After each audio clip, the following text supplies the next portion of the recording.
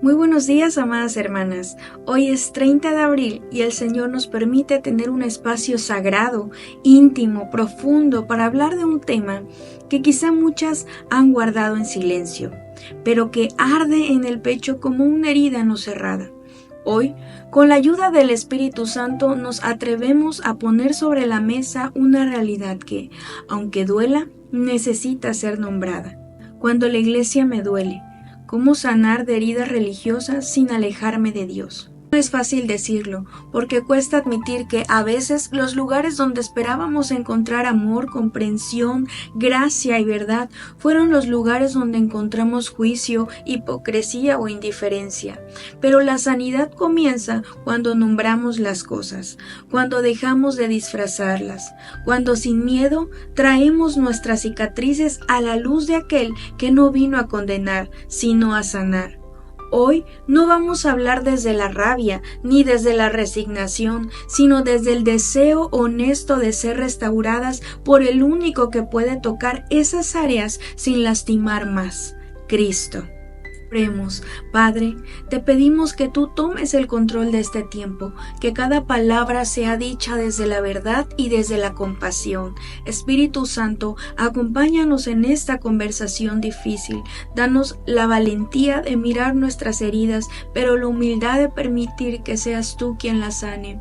Señor, queremos aprender cómo enfrentar el dolor sin alejarnos de ti, cómo procesar las decepciones humanas sin perder la fe en el Dios perfecto que nunca falla. Guíanos, consuélanos, transfórmanos. En el nombre de Jesús. Amén. ¿Cuántas veces has sentido que el lugar donde más esperabas encontrar refugio fue donde más te dolió? ¿Cuántas veces quisiste levantar la mano para pedir ayuda, pero fuiste ignorada, criticada o incluso ridiculizada? ¿Cuántas veces buscaste consejo y encontraste legalismo? ¿Cuántas veces tus preguntas sinceras fueron respondidas con condena? ¿Cuántas veces el pecado fue tratado con dureza hacia unos y con favoritismo hacia otros? Estas preguntas no son para victimizarte, son para decir en voz alta lo que muchas han vivido y callado por demasiado tiempo. La iglesia, entendida como la comunidad de creyentes, es el diseño precioso de Dios. Es la familia espiritual, el cuerpo de Cristo, la novia del Cordero. Pero las personas que conforman esa iglesia siguen siendo humanos, y el pecado, la inmadurez, la ignorancia o el orgullo pueden hacer que ese diseño perfecto se vea empañado por acciones muy lejos del corazón del Padre. Es importante entender esto. Una cosa es el diseño de Dios y otra muy distinta es la manera en que los humanos lo hemos administrado. Y cuando no distinguimos entre una cosa y otra, fácilmente confundimos el rostro del hombre con el rostro de Dios. Quizá alguna vez fuiste herida por una líder que usó su posición para humillar. Quizás sufriste el rechazo de una comunidad que solo sabía abrazar a quienes encajaban en cierto molde. Quizá fuiste silenciada por preguntar, por dudar, por pensar diferente. Quizá te cansaste de ver cómo se predicaba amor, pero se practicaba control, cómo se hablaba de gracia, pero se ejercía manipulación. Y quizás poco a poco te alejaste, no porque no ames a Dios, sino porque no sabes cómo reconciliar tu fe con la herida que dejó la iglesia. Si esto te resuena, quiero que sepas algo. Jesús no está ajeno a tu dolor. Él conoce lo que significa ver la casa de Dios convertida en un lugar de opresión. En los evangelios vemos cómo Jesús entra al templo y al ver la injusticia, el abuso, la corrupción espiritual se enoja, actúa, limpia, purifica. En Mateo capítulo 21 versículos 12 y 13. No se queda callado ante la hipocresía de los fariseos, no tolera el peso que ellos imponían sobre los hombros del pueblo, mientras ellos mismos no tocaban esas cargas ni con un dedo. En Mateo capítulo 23, versículo 4.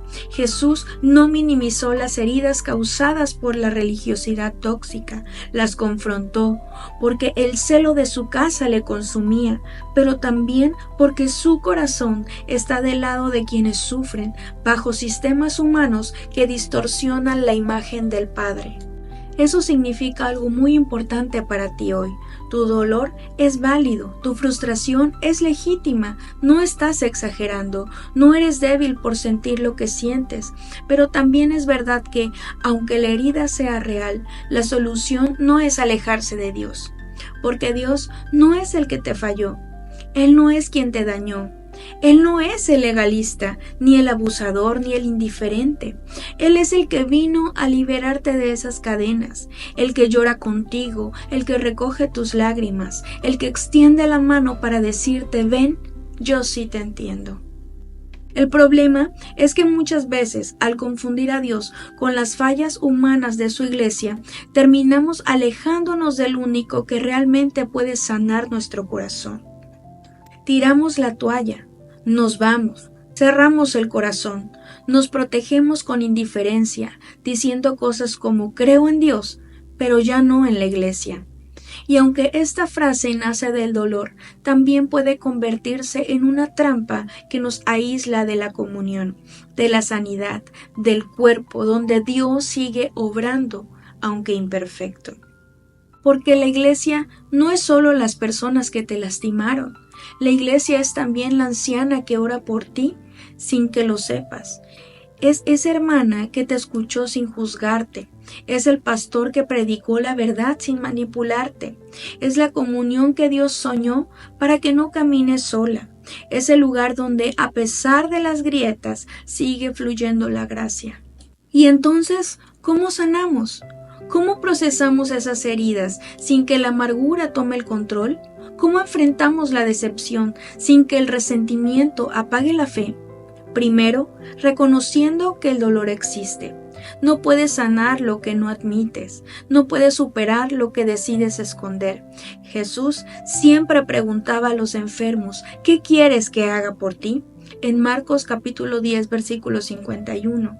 No porque Él no supiera la respuesta, sino porque la sanidad comienza cuando tú reconoces tu necesidad. Así también con las heridas espirituales. El primer paso es dejar de justificar el dolor, dejar de minimizarlo, dejar de cubrirlo con frases religiosas. Decir sí, me dolió, sí, me hirieron, sí, estoy lastimada, pero no quedarte ahí. El segundo paso es separar lo que es Dios de lo que son los hombres. Aquí es donde muchas tropiezan, porque si asocias el rostro de Dios con el rostro del líder que abusó o con la comunidad que te rechazó, entonces terminarás alejándote no solo de ellos, sino también del Padre. Pero Dios no es la iglesia, Dios es Dios. Él no es el hipócrita que te juzgó. Él no es el manipulador que usó la Biblia como látigo.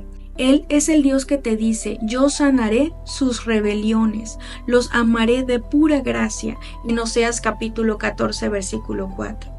Él es el que nunca cambia, el que permanece fiel aunque los hombres fallen, el que es justo, compasivo, lento para la ira y grande en misericordia. Salmos 103, versículo 8. Y entonces, cuando logras separar quién es Dios de quienes fueron las personas, puedes empezar a liberar la culpa, la rabia, el resentimiento.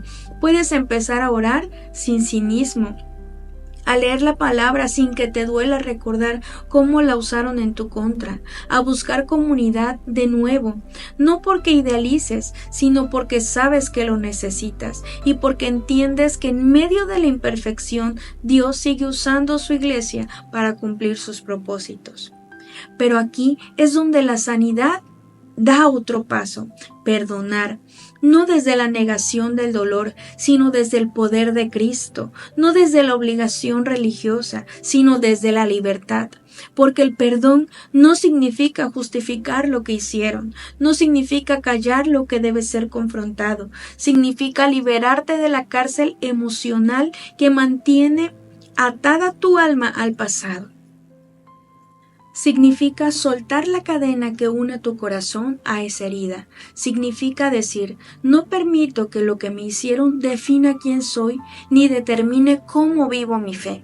Porque el perdón no es para el otro, es para ti, para que puedas adorar sin peso, para que puedas orar sin barreras, para que puedas vivir sin cadenas. Y es aquí donde muchas tropiezan, porque creen que perdonar es sinónimo de reconciliación automática o de volver a los mismos espacios donde fueron lastimadas. Pero la Biblia nunca enseña que el perdón siempre implique regresar al mismo lugar o permitir las mismas dinámicas. Jesús perdonó a los que le crucificaron, pero eso no significó que no señalara el pecado, que no hablara con verdad o que permitiera el abuso. El perdón bíblico es un acto de obediencia que libera tu alma del control del dolor, pero también es un proceso guiado por el Espíritu Santo que incluye discernimiento, límites sanos y, cuando es necesario, apartarse de ambientes tóxicos sin cortar la comunicación con Dios. Porque la sanidad espiritual no es volver a poner el cuello para que sigan lastimándote, sino permitir que el Señor renueve tu corazón, te enseña a poner límites con amor y te devuelva la capacidad de confiar de nuevo poco a poco en su diseño. Mira cómo Jesús, siendo el Hijo de Dios, confrontó el legalismo sin perder la gracia. En Mateo capítulo 23 lanza una serie de ¡ay de vosotros, escribas y fariseos hipócritas! Porque conocía perfectamente las dinámicas de opresión disfrazadas de religiosidad. Él no se quedó en silencio ante la injusticia, no aplaudió las estructuras que ataban a la gente con mandatos humanos, pero tampoco dejó de amar al pueblo, tampoco dejó de ser el buen pastor, tampoco dejó de invitar al arrepentimiento, a la vida, a la gracia. Ese es el modelo que nos da, llamar las cosas por su nombre, pero no desde el odio, sino desde la verdad que sana. Y entonces llega la siguiente pregunta: si he sido herida por la iglesia, ¿debo volver a congregarme? ¿Debo buscar otra comunidad? ¿O es mejor quedarme sola con Dios? Aquí es donde la palabra nos vuelve a guiar. Porque aunque el dolor nos empuje a aislarnos, la Biblia enseña que el cuerpo de Cristo es precisamente eso, un cuerpo, no una colección de individuos separados. En Hebreos capítulo 10 versículos 24 y 25 nos dice: y consideremos unos a otros para estimularnos al amor y a las buenas obras, no dejando de congregarnos como algunos tienen por costumbre, sino exhortándonos, y tanto más cuando veis que aquel día se acerca. Este llamado a la comunión no es una imposición fría, es una invitación a no quedarnos solas, a no hacer de la herida una excusa para el aislamiento, porque en la soledad el enemigo trabaja con más fuerza, sembrando pensamientos de abandono, de desconfianza, de orgullo espiritual disfrazado de prudencia. Sin embargo, eso no significa que debas volver al mismo lugar donde te lastimaron. No significa que ignores las señales de abuso. Significa que con la guía del Espíritu Santo busques una comunidad sana, relaciones redimidas, personas que vivan la fe con humildad, con amor verdadero, con integridad. Porque sí existen iglesias que aman, que cuidan, que pastorean con el corazón de Cristo. Sí existen líderes que sirven y no manipulan. Sí existen hermanos que abrazan sin exigir, que corrijan sin aplastar, que edifican sin controlar. No idealices, pero tampoco pierdas la esperanza. Pide a Dios discernimiento para encontrar ese lugar, esa comunidad, esas personas. Y mientras tanto, no dejes que la amargura cierre tu corazón a la posibilidad de la comunión. El dolor que viene de una herida religiosa es uno de los más profundos, porque toca el alma en su lugar más vulnerable, el área espiritual. Y cuando una herida espiritual no sana, contamina la fe, la oración, la adoración, las relaciones. Por eso es necesario, urgente, procesar ese dolor delante del Señor. No desde la negación ni desde la dureza, sino desde la vulnerabilidad. Así como David, cuando fue traicionado por alguien cercano, escribió: porque no me afrentó un enemigo, lo cual habría soportado, ni se alzó contra mí el que me aborrecía, porque me hubiera ocultado de él, sino tú, hombre al parecer íntimo mío, mi guía y mi familiar. Salmos 55, versículos 12 y 13. Ese dolor es legítimo, Dios lo ve, Dios lo entiende, pero también es el mismo Dios que restauró a David, que limpió su alma, que no lo dejó hundirse en amargura, que le permitió seguir cantando, seguir escribiendo salmos, seguir confiando. Porque la herida no es el final de la historia. Dios no quiere que vivas definiéndote por lo que te hicieron. Quiere que vivas afirmada en lo que Él ya hizo por ti. Él no es el Dios de las cicatrices abiertas. Él es el Dios que pone aceite y vino sobre las heridas. En Lucas capítulo 10, versículo 34, como el buen samaritano. Él es el que no pasa de largo cuando ve tu dolor.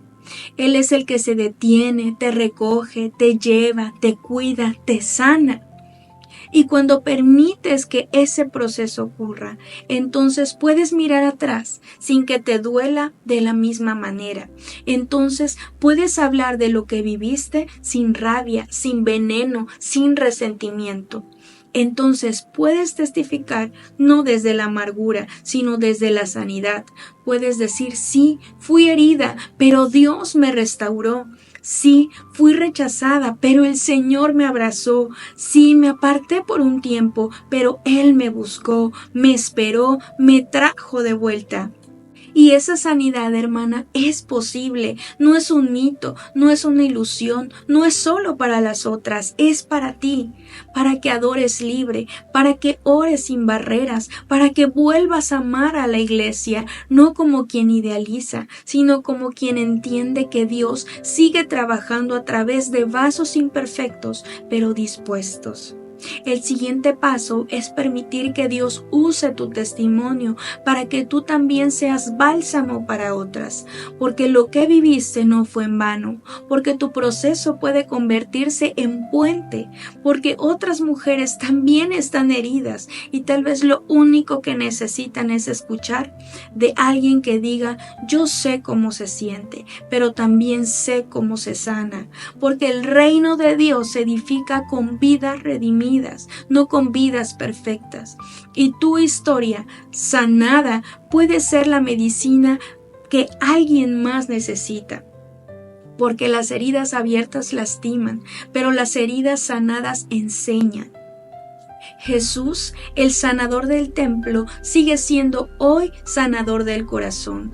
Él no solo vino a limpiar el sistema religioso, vino a redimir las almas rotas que ese sistema lastimó. Él es el único que puede darte la paz que ninguna institución puede garantizar. Él es el único que nunca fallará.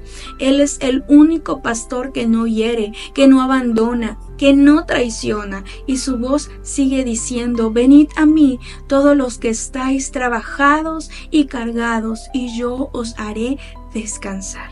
Mateo capítulo 11, versículo 28. Ese descanso, esa sanidad, esa restauración es para ti, aquí, ahora, hoy. Oremos al Señor. Gracias, Padre amado. Gracias por hablar a nuestra vida, Señor. Si hay alguna herida que no ha sido sanada, Padre, te pido, Señor Jesús, que tú pongas vendas en esa herida, Señor. Pongas aceite, Señor. Unjas nuestra vida, Padre amado. Si alguien ha causado una herida en nuestro interior que no ha sido sanada, Señor Jesús, en este momento la ponemos en tus manos, Padre celestial. Ayúdanos Ayúdanos, Padre amado, a sanar cada herida de nuestro interior, Señor, cada palabra, Señor, que haya sido pronunciada y nos haya lastimado, Señor. Te pido, Padre amado, que sanes nuestra mente, sanes nuestro corazón, Señor Jesús. Tú eres el único que lo puede hacer posible, Señor. Si alguien nos ha lastimado, si alguien nos ha lastimado con alguna palabra, Señor, con algún señalamiento hacia nuestra vida, con alguna mentira que haya sido pronunciada hacia nosotros, Padre amado, te pido, Señor Jesús, que tú nos ayudes a ser restauradas por completo, Señor. Úngenos desde la cabeza hasta los pies, Señor Jesús. Queremos ser esas mujeres sanas, Padre, que hablan desde la sanidad, no desde la herida, Señor, que hablan desde la paz y la tranquilidad, no desde el enojo, Señor. Ayúdanos, Padre amado, a que cada palabra que salga de nuestra boca, Señor, sea para edificación de tu iglesia. Ayúdanos también, Señor Jesús, a ser ejemplo para otras mujeres, Señor. Ayúdanos, Padre amado, a que tu cuerpo sea sano, Señor Jesús, a que el cuerpo que es tu iglesia, que somos cada uno de nosotros, Señor, estemos sanos por completo, Señor Jesús, para que así también podamos ayudar a restaurar otras vidas que hayan sido lastimadas, Padre amado. Sabemos, Señor Jesús, que las personas somos imperfectas, Señor, pero te pido, Padre amado, que nos ayudes a seguir caminando hacia la perfección, Señor, que tú sigas obrando sobre nosotros, Padre amado, que tú sigas trabajando con cada uno de nosotros, Señor Jesús. Ayúdanos, Padre Celestial, a compartir esta palabra, Señor, ayudar a otras mujeres que también sanen, Señor, si han sido lastimadas por alguien, Padre. Sabemos, Señor Jesús, que tú eres el único que puede hacer la obra, Señor, pero podemos compartir palabra tuya, Señor. Podemos orar unas por otras, podemos ayudarnos, apoyarnos, Señor, seguir creciendo juntas en tu camino. En el nombre de Jesús, amén y amén. Si este devocional ha sido de bendición para tu vida, no te olvides de compartirlo y también suscríbete al canal. Bendiciones a tu vida.